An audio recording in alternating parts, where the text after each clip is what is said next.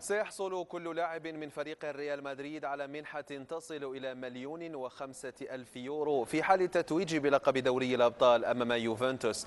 وباعتبار أن الريال كان قد توج بلقب الليغا، فإن تحفيز اللاعبين على إحراز لقب دوري الأبطال دفع الإدارة لتحديد منحة لكل لاعب بقيمة 1,500,000 يورو كمكافأة على الجهود التي بذلها اللاعبون طوال هذا الموسم.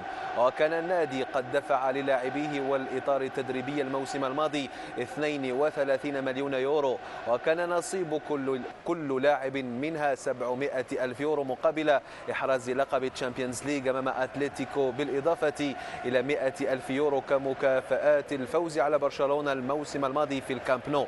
ويلتقي الريال مدريد السبت فريق يوفنتوس في نهائي دوري الأبطال بحثا عن التتويج باللقب الثاني عشر في تاريخه والثاني على التوالي مع مدربه الحالي زين الدين زيدان.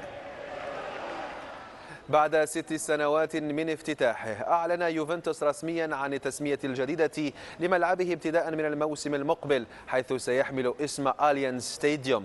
الاتفاق تم بين إدارة اليوفي وإحدى الشركات المسؤولة عن تأمين الرعاة بعدما تم التوصل إلى صيغة يتم على أساسها تغيير اسم الملعب من يوفي ستاديوم إلى أليانز ستاديوم، وهي الشركة ذاتها التي ترعى ملعب بايرن ميونخ أليانز أرينا وملعب نيس أليانز ريفييرا. وسيحمل الملعب هذا الاسم ابتداء من الأول من يوليو المقبل.